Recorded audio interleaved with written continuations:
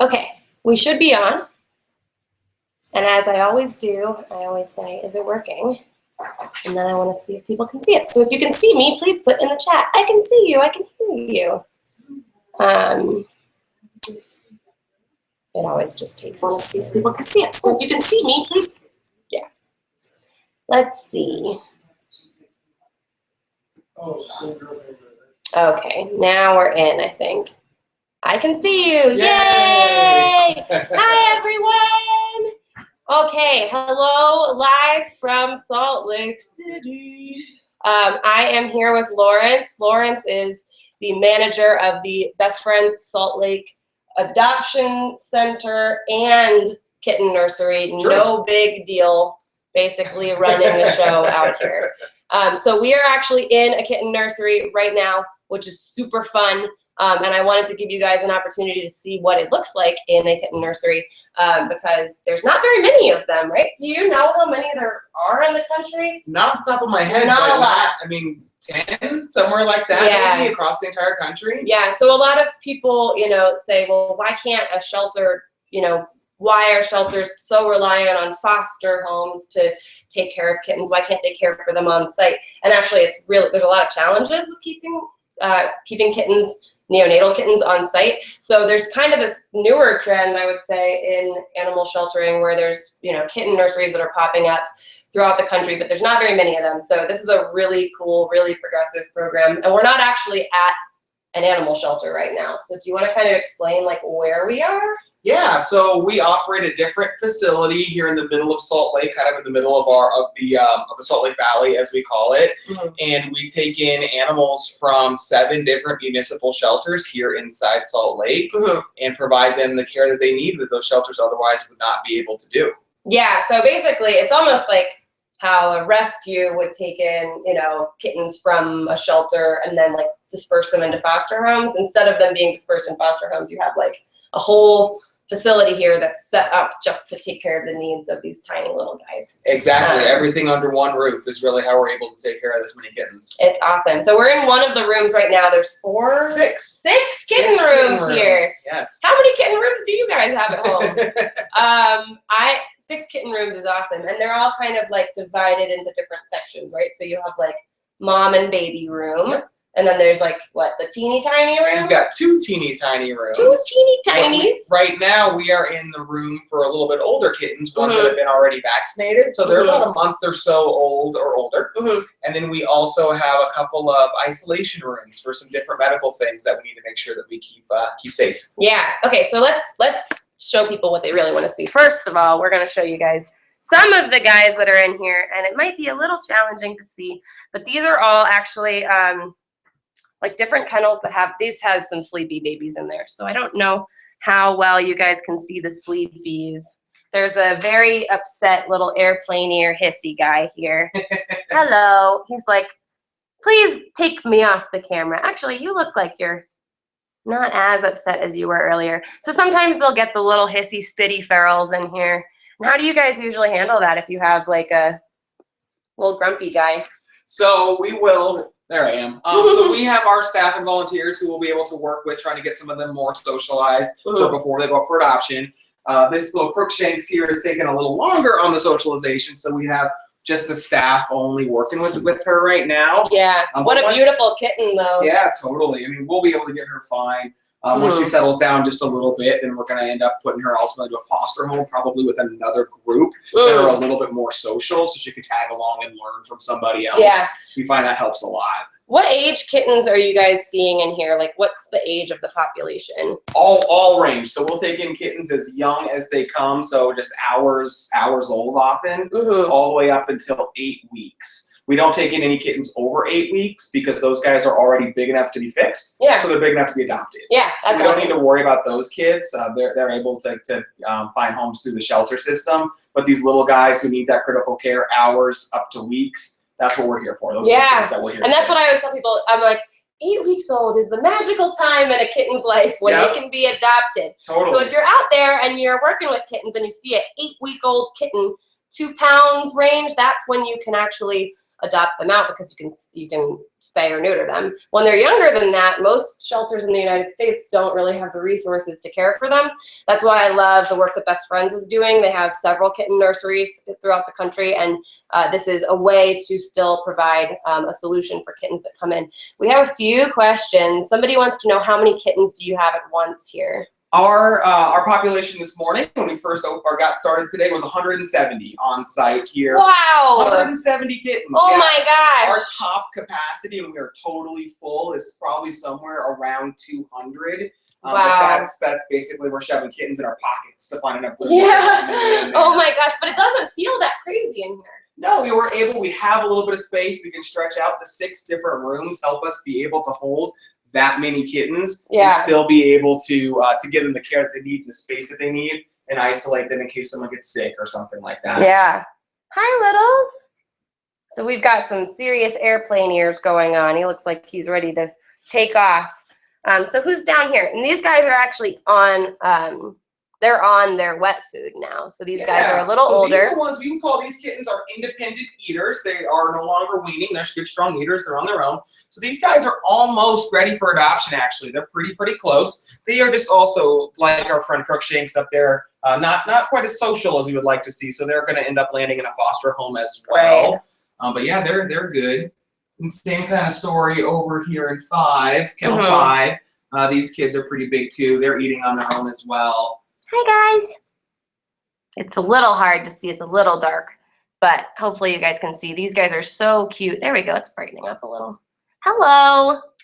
So cute. So they basically are, you know, hanging out here until they're old enough to get spayed or neutered. And then what happens to them? They go to foster care or they go to spay neuter. Yeah, so most of our kittens end up spending some time in a foster home. It works really well to give them the socialization that they need and any other care that they may be looking for. But once they are over that 2-pound mark, yep, they're going to get fixed. We have a clinic on the south end of kind of the Wasatch Front, as we call it, down in Orem. So it's about 45 minutes from here. We fix all of our kittens down there, and then they come back up here for adoption at our adoption center, which is in another location, but just about 10 to 15 minutes from here. I just saw that adoption center, and it is nice, y'all. If you're in Salt Lake and you haven't been there, you got to go there because they have like a whole kitten room. Totally. That you can go into. Yeah. Oh my God. The kitten room. That room was full of people. As many people as kittens in there. Yeah. For sure. So somebody's asking how many your target is for the year.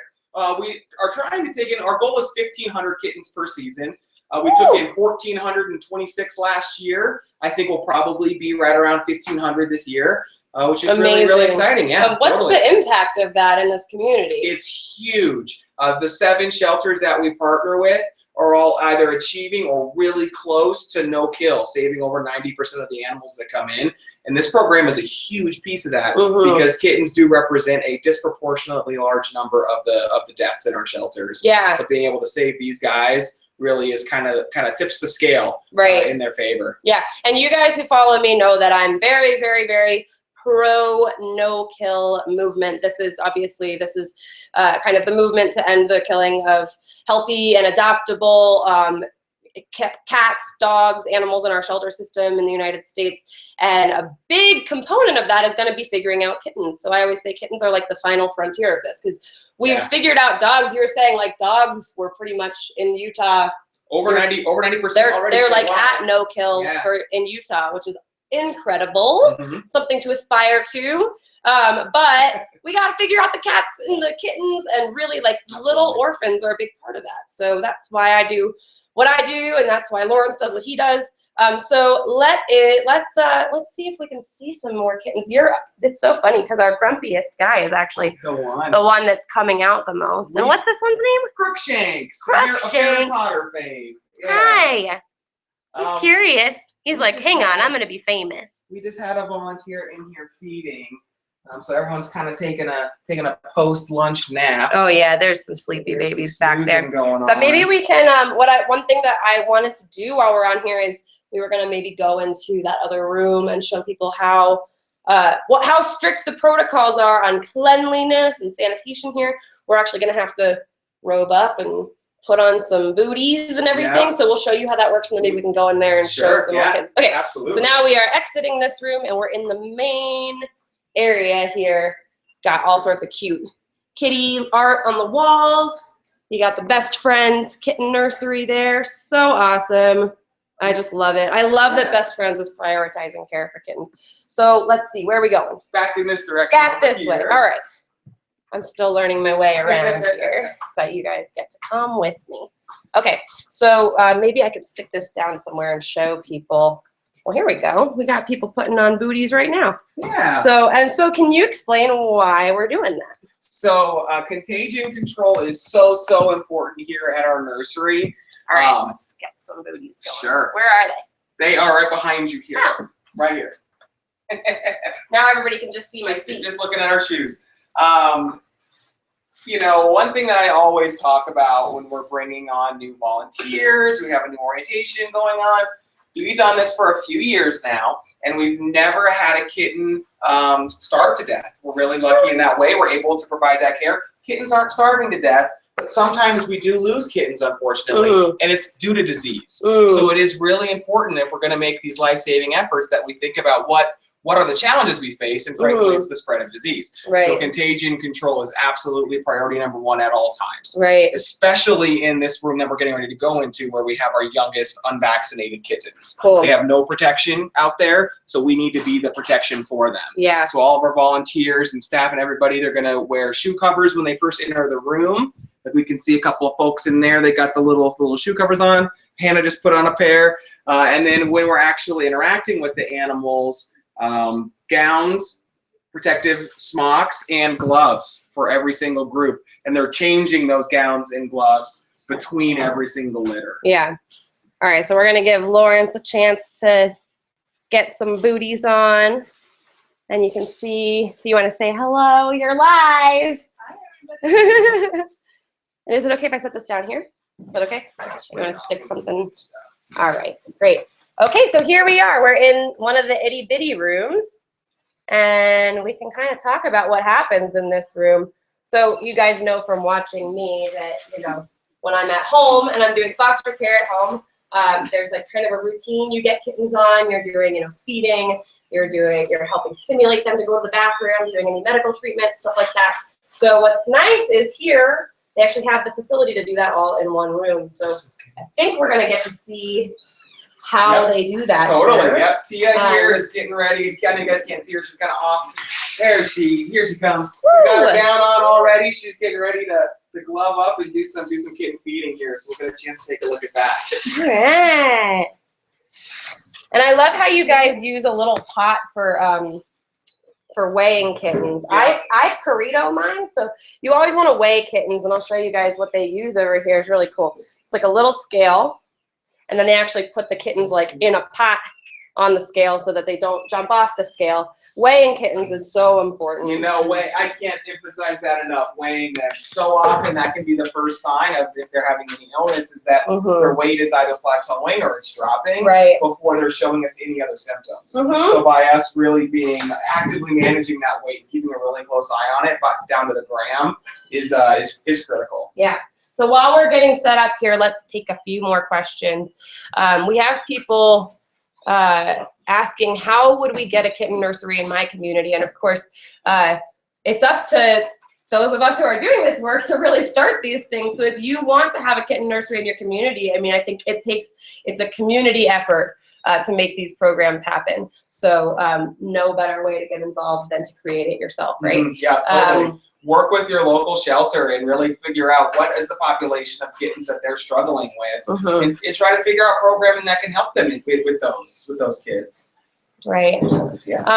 Somebody's asking, does Salt Lake City have a lot of cats outside, like community cats living outside? Yes, absolutely. I mean, I think community cats is something that we're all facing with. Dealing with across the country. And we do have a lot of programming designed specifically to work with those cats. TNR is huge here in Utah, Best Friends. We have really a statewide campaign to get as many cats trapped, neutered, and returned as possible. And even community cats end up in the shelters, we will fix and return back to their colony. So that's another really big part of it. Yeah. But you know, a large proportion of the cats that come in here to the nursery are offspring of community cats. Yeah. All right, now we've got some cute stuff happening. So let's see what's going on over here. Oh my goodness, who's down in there? So is that a snuggle safe that you just put them with? Yep. It sure Cool. is. Yeah, we use a lot of those, that's for sure. Yeah, so a snuggle safe is like a microwavable heating pad. And a lot of people will use kind of the electric heating pads, which is cool, but I prefer the snuggle safes because it's such a good way to portably do this work. Oh my gosh, look at this, you guys. So these are snuggle safes. There, yeah. I love this. You have like a filing cabinet of snuggle safes. I buy these on Amazon.com and I use them all the time. Throw it in your bag, microwave it, stays warm all day. Yeah, you microwave it for just 4 minutes or so and it'll stay hot for 8 hours. So it's really great. All right, so what's going on here? Do you want to tell everybody what you're doing? I am stimulating the kitten just because they're not able to urinate or defecate on their own without a little bit of stimulation. So we're going to try and get them to urinate before we feed them. Cool. Awesome.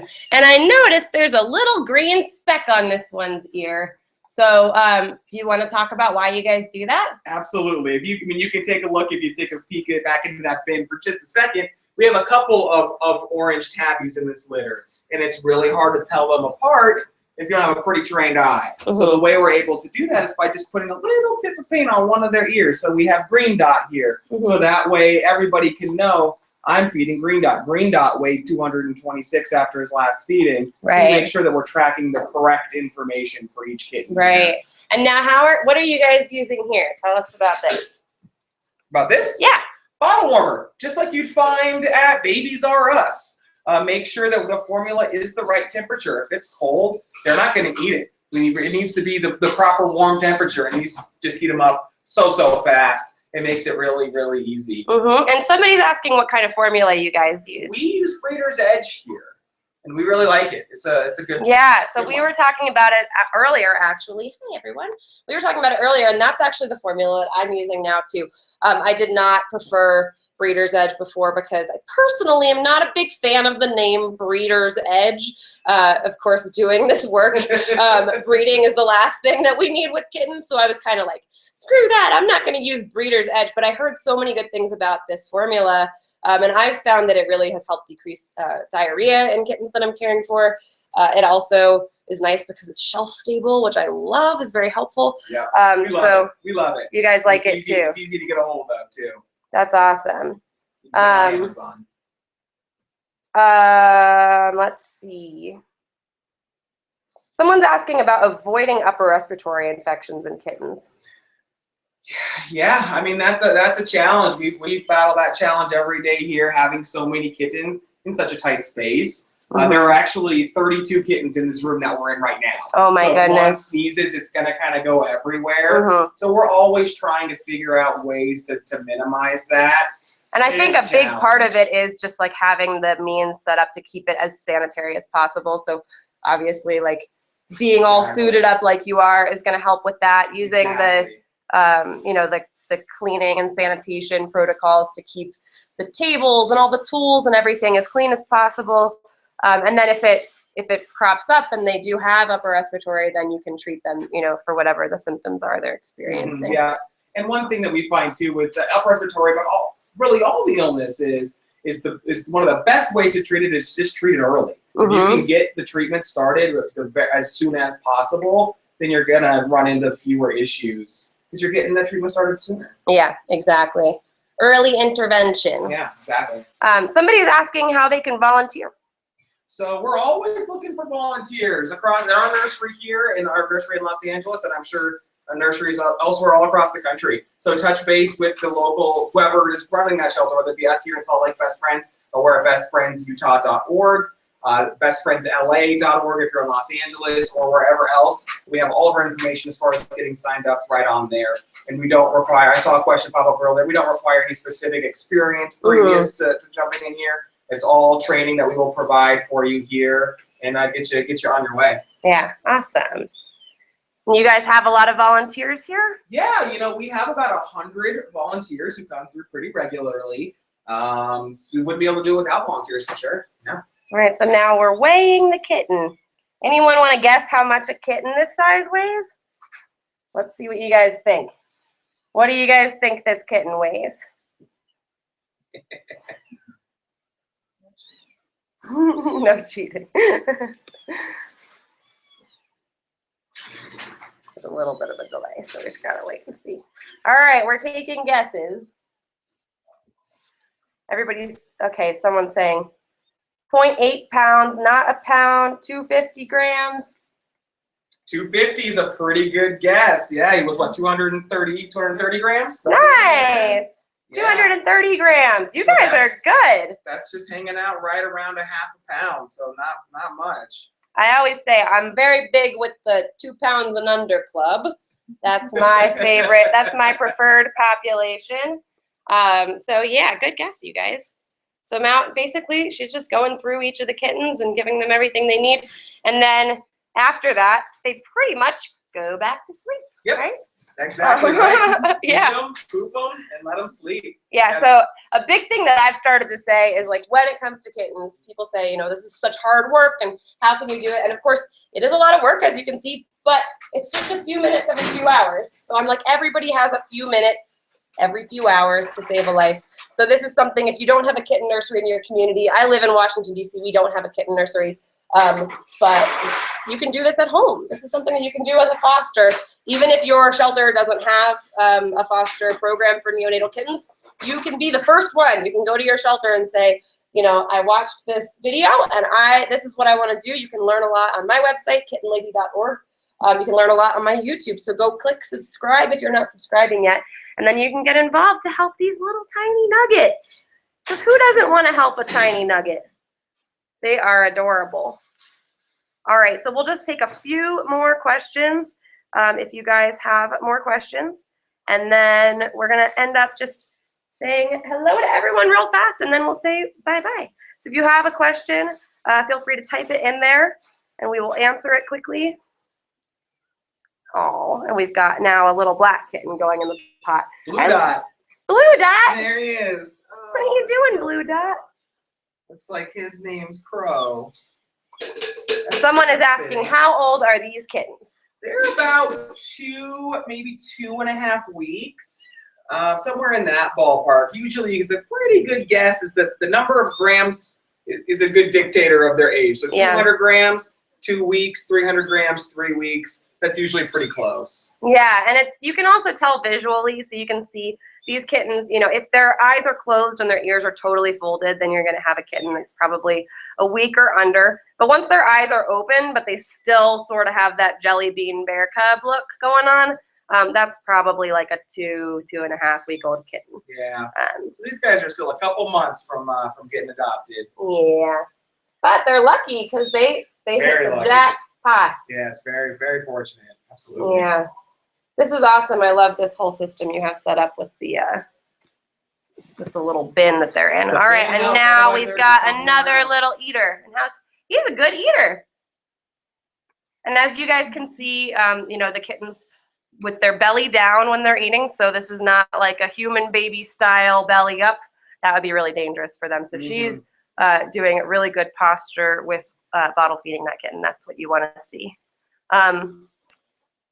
They want to know about what happened to the moms. Well, that's a popular question.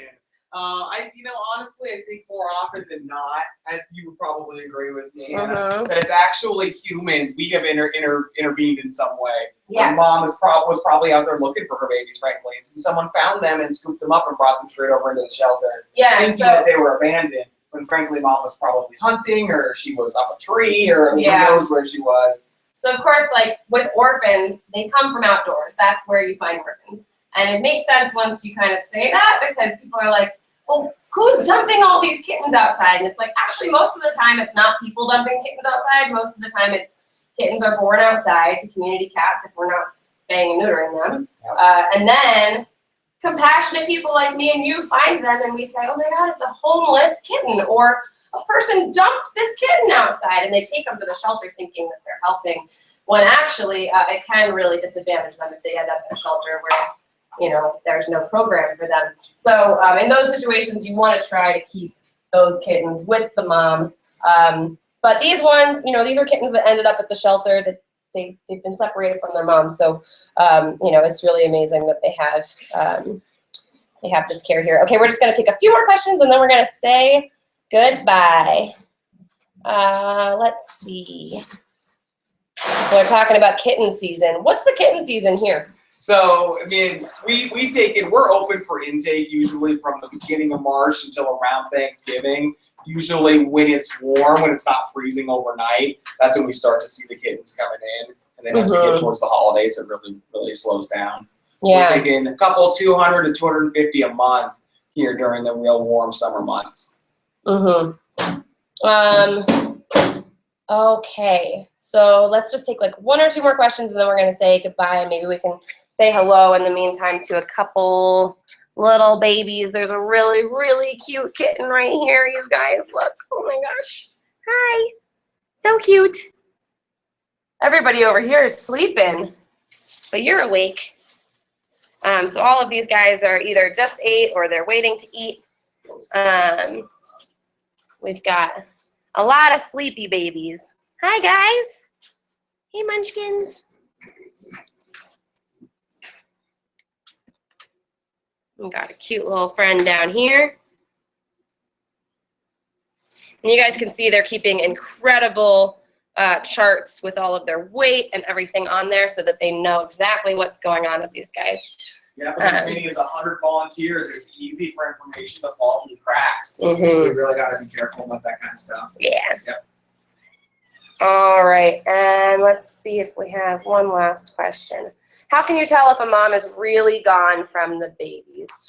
So this is a really good question, and we'll close it out with that. So if you guys find a kitten outside and you want to help them, I always say, you know, wait a little bit.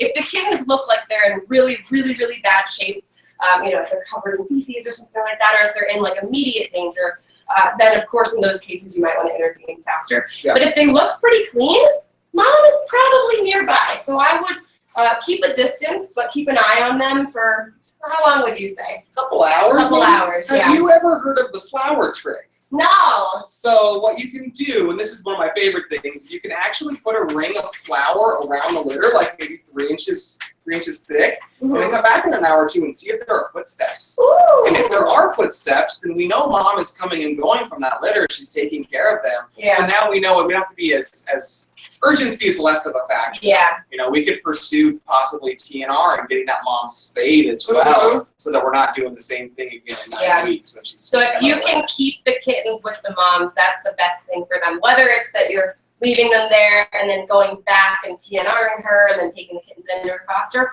or if you take the whole crew in. Yes. So here they actually have a mom and baby room that's just that. So people who find a mom and babies, they'll actually, you know, do that here. And that's another way you can foster is by fostering moms and babies, which I think is a lot easier for people because you take care of mom takes care of the rest, which is pretty good. Those are my favorite fosters. Yeah. Sure. So let's say goodbye to everybody real fast, and then thank you guys so much for joining us. We'll say one last goodbye to these little teeny munchkins who are so, so lucky to have someone caring for them. Bye-bye. Okay, thank you guys for joining. If you are not following all of my stuff yet, please follow. You can follow on Instagram at KittenXLady. You can follow on Facebook at facebook.com/KittenXLady. Please subscribe to my YouTube because when I do these live events, you'll actually get a notification if I go live. So then you can just join me. So go hit subscribe, and that will be a good way for you to keep up with all things kitten. Thank you very much from Salt Lake City, and thank you, Lawrence, for sharing all of your knowledge with us.